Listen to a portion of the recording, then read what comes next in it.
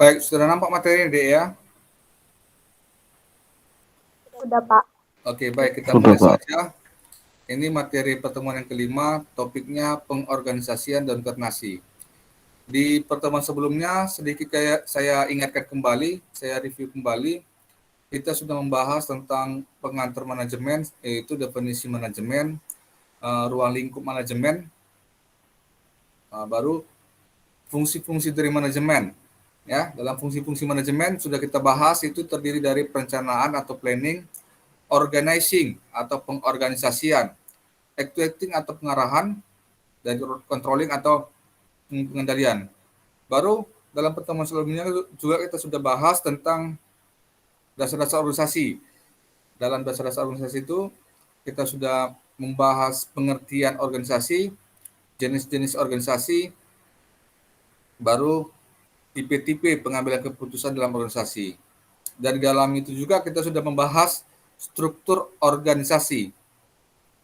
Dan dalam pertemuan kelima ini kita coba mengangkat tentang pengorganisasian dan koordinasi. Jadi sebagai pengantar dari saya, bahwasanya pengorganisasian dan koordinasi ini berada di dalam kewenangannya di divisi atau departemen sumber daya manusia di dalam suatu organisasi. Ada yang menyebut dengan divisi sumber daya manusia, ada yang menyebut dengan divisi personalia, kan gitu ya. Ada yang bahasa Inggrisnya disebut dengan Human Resource Development, Human Resource Department, HRD. Begitu ya, itulah mengurusi personalia atau sumber daya manusia di dalam suatu organisasi. Jadi kita mulai saja, materi kita ada 9 di sini, dapat kita lihat bersama. Itu kita mulai materi pertama yaitu definisi dari pengorganisasian. Materi yang kedua yaitu fungsi pengorganisasian. Materi yang ketiga proses pengorganisasian. Materi yang keempat struktur organisasi. Materi yang kelima definisi koordinasi. Materi yang keenam yaitu tipe koordinasi. Materi yang ketujuh kebutuhan akan koordinasi. Dan materi yang ke-8 yaitu pencapaian koordinasi yang efektif. Dan yang terakhir materi kita yang ke-9 yaitu rentang manajemen. Jadi kita mulai dulu dari definisi pengorganisasian. Apa sih definisi dari pengorganisasian itu? Dapat kita lihat di sini, saya mencoba memberikan dua pengertian saja. Memang di dalam buku-buku manajemen banyak pakar-pakar di dalam manajemen itu mendefinisikan pengorganisasian. Tapi saya hanya mengambil dua saja, karena ini sudah sedikit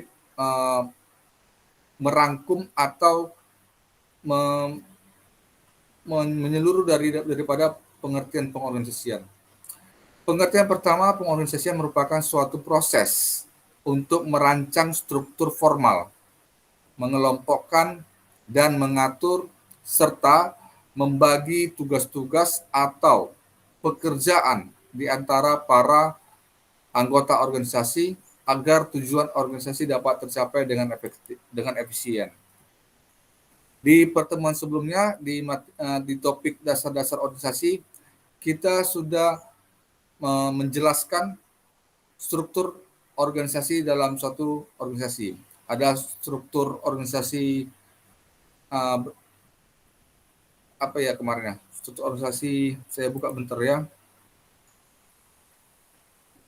Di dalam pertemuan yang sebelumnya.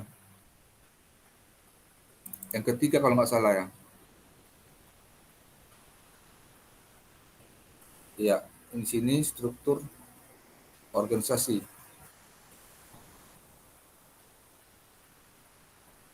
Di dalam pertemuan kita sebelumnya, struktur organisasi itu ada beberapa jenisnya, yaitu pertama struktur organisasi garis atau lini. Ya. Yang kedua, struktur organisasi fungsional. Baru yang jenis yang ketiga, struktur organisasi lini dan staf. Yang keempat, struktur organisasi lini fungsional. Yang kelima, struktur organisasi metrik atau struktur organisasi manajemen proyek. Yang keenam, struktur organisasi komite. Ya, itu dia yang sudah kita bahas di dalam pertemuan kita dengan topik dasar-dasar organisasi. Nanti boleh kita baca kembali jenis-jenis daripada struktur organisasi. Kita lanjut pengertian yang kedua dari bukunya Schermerhorn tahun 97, mendefinisikan pengorganisasian merupakan proses pemberian tugas, pengalokasian sumber daya, serta pengaturan kegiatan secara terkoordinir kepada setiap individu dan kelompok untuk menerapkan rencana. Jadi masing-masing orang, masing-masing individu, masing-masing personalia yang ada di dalam suatu organisasi akan diatur penugasannya, akan diatur penempatannya, akan diatur tanggung jawabnya, sehingga masing-masing individu menjalankan tugas, menjalankan fungsi, menjalankan tanggung jawabnya masing-masing. Kepada siapa dia melapor, kepada siapa dia bertanggung jawab, dan kepada siapa dia akan menyelesaikan tugas-tugasnya. Kan gitu ya. Kalau seorang staf, tentu dia akan menyelesaikan tugas-tugasnya bersama dengan orang-orang yang ada selevel dia, seperti staf. Dan dia akan melapor kepada atasannya. Ya kan, seorang karyawan akan melapor kepada manajer, kepada supervisornya atau pengawasnya. Dan supervisor atau pengawas akan bertanggung jawab lagi kepada atasannya, yaitu manajer. Manajer juga akan bertanggung jawab segala tugas dan pekerjaannya kepada atasannya, tentu kepada direktur utama. Itulah tingkatan-tingkatan dari setiap jenjang level yang akan diisi, yang akan dibebankan tugas, yang akan diberikan tugas. Dan mereka akan diatur segala kegiatannya secara terkoordinir. Sehingga masing-masing individu akan menjalankan tugas dan tanggung jawabnya secara efektif dan efisien. Tadi ada kata efisien berarti berbicara tentang penghematan biaya. Ada kata efektif tentu berbicara tentang ketepatan waktu. Ketepatan waktu di dalam menyelesaikan tugas-tugas. Itulah secara singkat definisi pengorganisasian. Kita lebih lanjut. Materi berikutnya itu fungsi pengorganisasian. Yang pertama, fungsi pengorganisasian itu merupakan penetapan struktur. Tadi kita sudah jelaskan ada 6 struktur. Jadi dengan adanya struktur tadi, kita akan bisa mengorganizer, sehingga akan bisa mengkoordinir masing-masing individu di dalam level manajerial. Yang berikutnya, fungsi pengorganisasian itu yaitu menentukan pekerjaan yang harus dilaksanakan. Seperti yang saya sebutkan tadi, masing-masing individu akan diatur dan mereka akan ditetapkan pekerjaan apa yang harus mereka selesaikan, tanggung jawab apa yang harus mereka selesaikan. Yang ketiga, fungsi pengorganisasian itu memilih, menempatkan dan melatih karyawan. Fungsi pengorganisasian itu juga merumuskan garis kegiatan. Garis kegiatan itu seperti tupoksi ya, tugas pokok dan fungsi. Tugas intinya apa-apa saja yang mereka akan laksanakan. Yang kelima, fungsi pengorganisasian itu membentuk sejumlah hubungan di dalam organisasi dan kemudian menunjuk sifatnya. Di dalam pertemuan sebelumnya, kita juga sudah membahas level tingkatan manajerial. Ya kan? Level manajerial pertama itu manajemen lini bawah. Itulah yang pernah kita sebut sebagai supervisor, pengawas, mandor. Baru level manajemen lini menengah. Itulah dia tadi masing-masing manajer di masing-masing divisi, manajer keuangan, manajer produksi, manajer pemasaran. Baru di level manajemen lini atas, itulah direktur utama, presiden direktur, komisaris utama, itulah sebutannya. Jadi dengan adanya pengorganisasian ini, masing-masing level tingkatan tadi, masing-masing level manajemen tadi memiliki keterkaitan, memiliki hubungan, memiliki komunikasi masing-masing divisi, begitu ya, sehingga di dalam pengorganisasian ini maka disebut fungsinya itu membentuk sejumlah hubungan di dalam organisasi. Jadi masing-masing individu, masing-masing level tingkatan manajemen akan memiliki saling keterkaitan untuk menyelesaikan tugas-tugas mereka. Selanjutnya, materi berikutnya itu proses pengorganisasian. Dapat kita lihat di sini. Yang pertama, prosesnya itu pemerincian seluruh pekerjaan yang harus dilaksanakan untuk mencapai tujuan organisasi. Tujuan organisasi sudah pernah kita bahas, itu ada 3 dasarnya.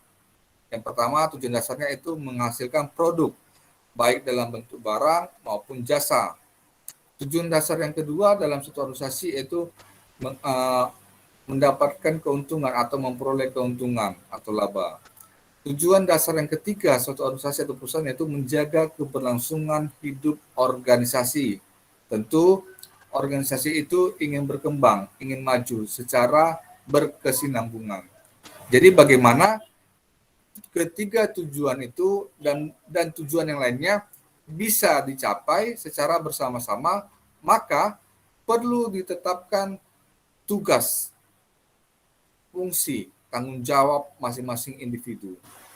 Sehingga mereka akan menjalankan tugasnya, menjalankan tanggung jawabnya sesuai dengan tujuan dan sasaran yang ingin dicapai oleh organisasi. Itulah proses pengorganisasian yang pertama. Proses pengorganisasian kedua, pembagian beban pekerjaan total menjadi kegiatan-kegiatan yang secara logik dapat dilaksanakan oleh satu orang. Artinya, setiap individu, setiap orang dibebankan tanggung jawab, dibebankan pekerjaan. Berapa banyak atau berapa unit yang akan dihasilkan oleh satu orang karyawan. Berapa lama mereka menyelesaikan atau menghasilkan produk yang dibebankan kepada mereka, ya kan? Apakah 1 jam seorang individu bisa menghasilkan 50 produk barang. Seperti itu contohnya ya. Jadi perlu ada pembagian beban kerja. Tentu pembagian beban kerja ini harus berdasarkan logika, logis, bisa diterima. Kalau seorang karyawan tentu satu harinya dibebankan jam kerja itu 8 jam. Ya kan? Antara 7 dengan 8 sampai dengan 8 jam satu hari. Logis enggak? Logis. Karena itulah kemampuan manusia di dalam menyelesaikan pekerjaan. Kan begitu. Tentu di dalam 8 jam itu, satu hari 8 jam tadi, untuk satu individu, untuk satu karyawan, berapa banyak produk yang mereka hasilkan. Apakah dalam 8 jam itu saya bisa menghasilkan 3 atau sampai 4 produk. Atau lebih, yaitu harus diukur berdasarkan logika berpikir kita. Layak enggak, pantas enggak mereka menyelesaikan 4-5 produk dalam satu hari dengan beban waktu kerja 8 jam. Begitu. Yang ketiga, pengadaan dan pengembangan suatu mekanisme untuk mengkoordinasikan pekerjaan para anggota organisasi menjadi kesatuan yang terpadu dan harmonis. Jadi perlu ada harmonisasi, ada kesesuaian, ada keterpaduan, ada keterkaitan antara masing-masing individu di organisasi. Karena setiap karyawan di dalam satu divisi akan memiliki keterkaitan. Kan gitu ya. Mereka akan saling ketergantungan. Nggak bisa mereka hanya mengerjakan pekerjaan mereka sendiri. Jadi pekerjaan itu berkesinambungan, maka masing-masing individu, masing-masing karyawan tadi harus saling keterkaitan, keterhubungan. Selanjutnya struktur organisasi. Ini sebenarnya materi kita ini sudah kita bahas struktur organisasi di materi pertemuan sebelumnya. Tapi tetap saya kembali mengingatkan ini supaya penjelasan tentang struktur organisasi ini ada keterkaitan di dalam materi pengorganisasian dan koordinasi ini. Struktur organisasi atau design organization itu merupakan mekanisme formal dengan mana organisasi dikelola. Struktur organisasi menunjukkan kerangka dan susunan perwujudan pola tetap hubungan-hubungan di antara fungsi-fungsi, bagian-bagian atau posisi-posisi maupun orang-orang yang menunjukkan kedudukan, tugas wewenang, dan tanggung jawab yang berbeda-beda dalam suatu organisasi. Tadi sudah kita menjelaskan 6 bentuk daripada struktur organisasi. Tentu ke-6 bentuk struktur organisasi yang sudah kita bahas sebelumnya itu akan menggambarkan kerangka susunan personalia di masing-masing jenjang, tingkatan, level manajemen. Selanjutnya, fungsi utama menentukan perancangan struktur organisasi dapat kita lihat. Yang pertama, strategi organisasi untuk mencapai tujuan. Yang kedua, teknologi yang digunakan. Yang ketiga, anggota atau karyawan dan orang-orang yang terlibat dalam organisasi. Yang keempat, itu ukuran organisasi. Selanjutnya kita masuk kepada materi tentang koordinasi. Tadi di awal kita sudah bahas tentang pengorganisasian, yang kedua kita membahas tentang koordinasi. Kita mulai dulu dengan definisinya. Koordinasi atau coordination adalah proses pengintegrasian tujuan-tujuan dan kegiatan-kegiatan pada satuan-satuan yang terpisah atau departemen atau bidang-bidang fungsional suatu organisasi untuk mencapai tujuan organisasi secara efisien. Ada kata pengintegrasian tujuan-tujuan. Sebagai contoh, departemen produksi dengan departemen pemasaran, tentu mereka harus mengintegrasi supaya departemen pemasaran menjual produk berkualitas, menjual produk sesuai dengan kebutuhan pasar, menjual produk bisa laku di pasaran, mereka harus berkoordinasi dengan departemen produksi. Karena departemen produksi atau divisi produksi, mereka lah yang menghasilkan produk. Kan begitu ya, mereka yang menghasilkan produk. Jadi bagaimana divisi produksi bisa menghasilkan produk dengan berkualitas, bisa diterima di pasar, maka mereka harus bertanya, mereka harus koordinasi dengan departemen pemasaran. Kan gitu ya, apa saja kira-kira kebutuhan yang diinginkan oleh konsumen di pasar? Seperti apa kualitas yang diharapkan, kualitas yang diinginkan oleh konsumen? Tentu divisi produksi harus bertanya kepada divisi pemasaran, karena divisi pemasaran lah yang mengetahui perilaku konsumen. Divisi pemasaran yang mengetahui kebutuhan konsumen. Divisi pemasaran yang mengetahui harga pasar yang berlaku di pasar. Dan begitu. Jadi mereka harus berkoordinasi, harus saling komunikasi antara masing-masing divisi. Jadi masing-masing divisi di dalam satu organisasi itu harus saling berkoordinasi, saling berkomunikasi, sehingga tujuan dan sasaran organisasi yang mereka harapkan secara keseluruhan bisa mereka capai secara bersama-sama. Itulah manajemen, ya kan? Manajemen itu kan pernah kita definisikan sebagai suatu seni untuk mengelola, untuk mengendalikan, suatu seni untuk memberdayakan sumber daya yang dimiliki oleh organisasi atau perusahaan untuk mencapai tujuan organisasi yang mereka harapkan bersama. Begitu. Selanjutnya materinya adalah tipe koordinasi. Koordinasi merupakan tindakan yang dilakukan oleh seorang pemimpin untuk mengkomunikasikan berbagai aktivitas atau pekerjaan yang telah dibagi-bagi di masing-masing unit kerja, dapat terarah secara efektif sehingga tujuan atau sasaran organisasi dapat tercapai sesuai dengan yang diharapkan. Selanjutnya, ada 2 tipe koordinasi secara umum. Yang pertama, koordinasi vertikal adalah upaya penyatuan atau pemaduan oleh seorang pemimpin terhadap kegiatan berbagai unit organisasi yang ada di bawah kekuasaannya, guna mendukung tercapainya tujuan organisasi. Yang kedua, koordinasi horizontal adalah upaya penyatuan atau pemaduan oleh seorang pemimpin terhadap kegiatan berbagai unit organisasi yang berada pada tingkat organisasi atau posisi jabatan yang setingkat atau sejajar. Materi berikutnya itu kebutuhan akan koordinasi. Dapat kita lihat di dalam materi, kegiatan-kegiatan dari satuan-satuan organisasi berbeda dalam kebutuhan integrasi.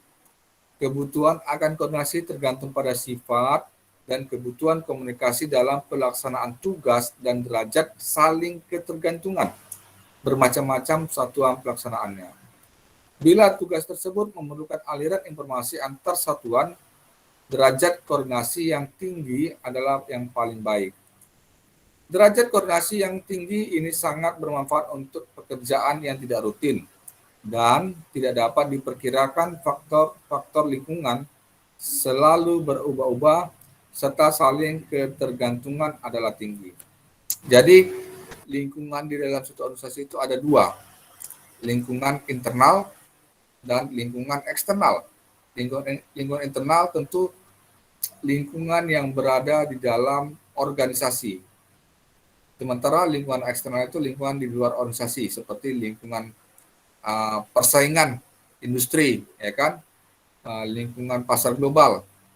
Jadi itu semua berubah-berubah, persaingan berubah-berubah, ya kan gitu ya. Bagaimana bisa untuk mengendalikan, untuk mengawasi perubahan-perubahan tadi, perubahan-perubahan eksternal, lingkungan eksternal tadi, maka mereka harus saling koordinasi. Perusahaan harus koordinasi dengan perusahaan lainnya yang di luar dia. Perusahaan harus juga berkoordinasi dengan penyedia bahan baku. Jadi koordinasi ini sangat penting dilaksanakan untuk memperoleh berbagai informasi, untuk memperoleh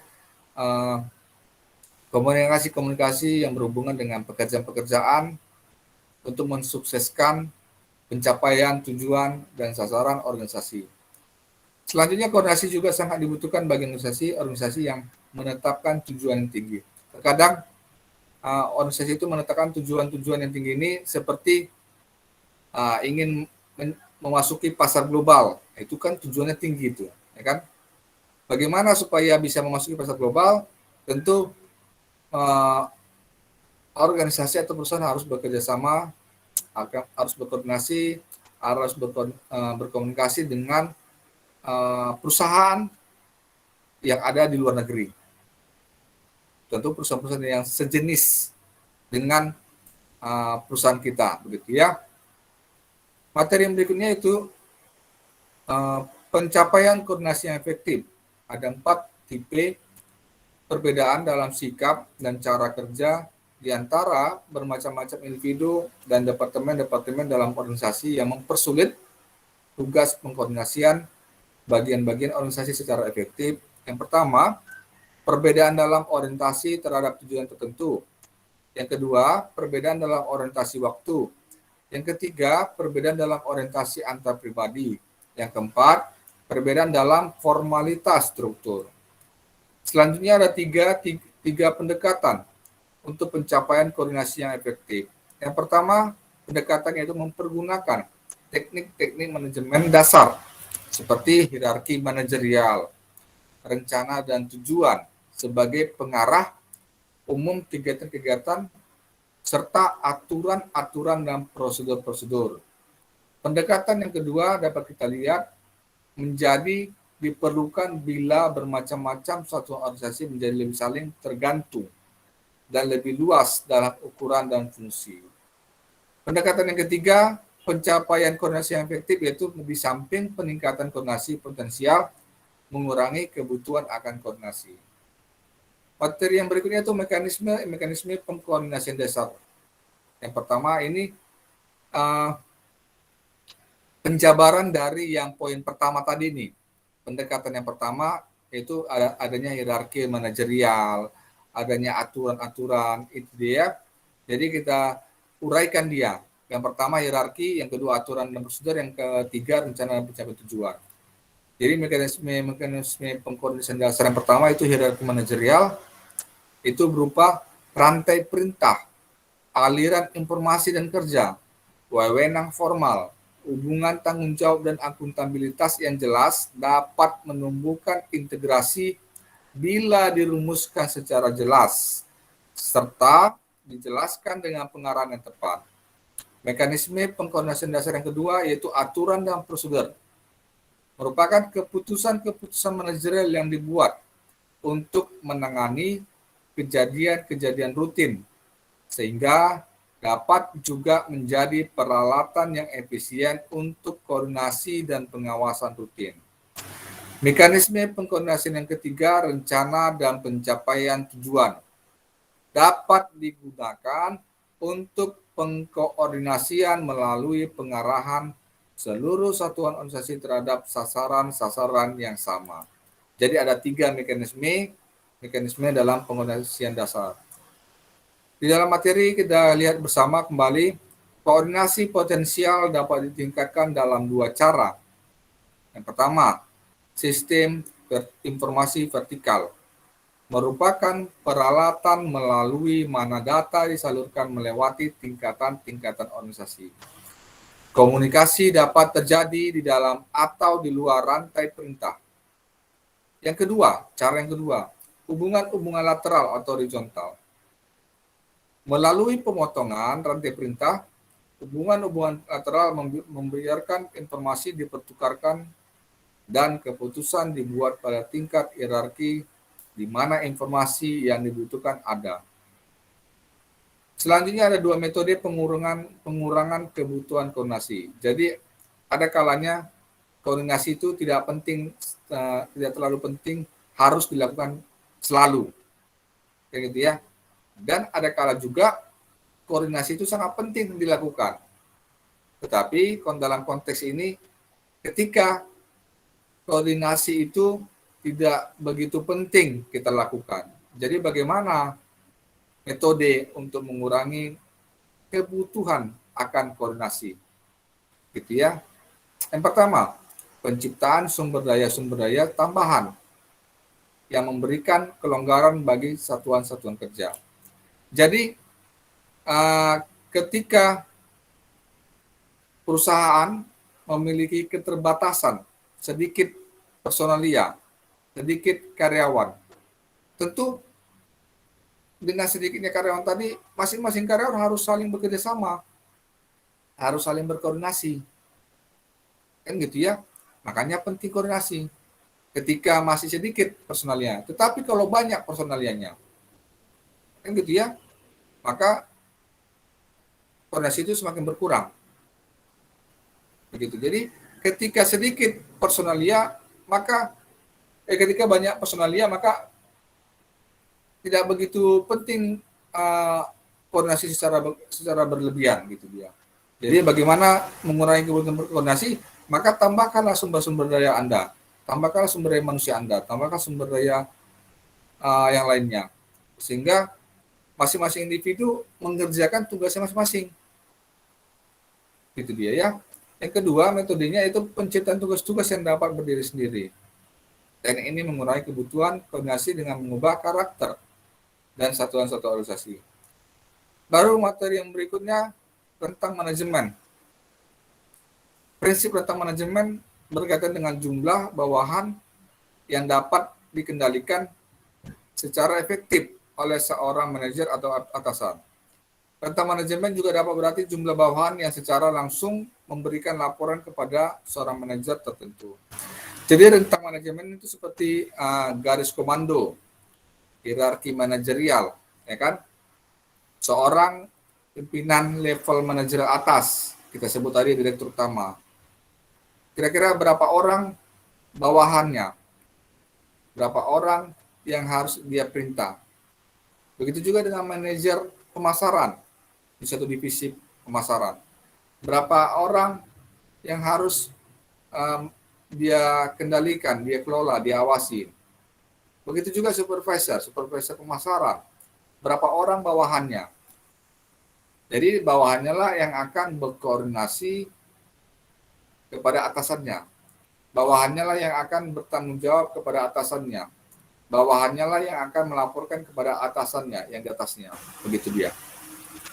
Baru faktor yang mempengaruhi tentang manajemen itu ada 6.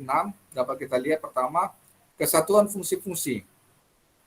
Semakin sejenis fungsi-fungsi yang dilaksanakan oleh kelompok kerja, rentangan semakin melebar. Yang kedua, kedekatan geografis. Semakin dekat kelompok kerja ditempatkan secara fisik, rentangan semakin melebar. Faktor yang ketiga, tingkat pengawasan langsung yang dibutuhkan. Semakin sedikit pengawasan langsung yang dibutuhkan, maka rentangan semakin melebar. Yang keempat, tingkat koordinasi pengawasan yang dibutuhkan. Semakin berkurang koordinasi yang dibutuhkan, maka rentangan semakin lebar. Yang kelima, perencanaan yang dibutuhkan manajer. Semakin sedikit perencanaan yang dibutuhkan manajer, maka rentangan semakin melebar. Yang keenam, faktornya itu bantuan organisasional yang tersedia bagi pengawas. Lebih banyak bantuan yang diterima oleh pengawas dalam fungsi-fungsi seperti penarikan, pelatihan, dan pengawasan mutu, maka rentangan semakin melebar. Itu saja yang bisa saya jelaskan untuk penjelasan daripada materi kita. Mungkin lebih lanjut kita bisa diskusi yang berkaitan dengan materi untuk pertemuan ini.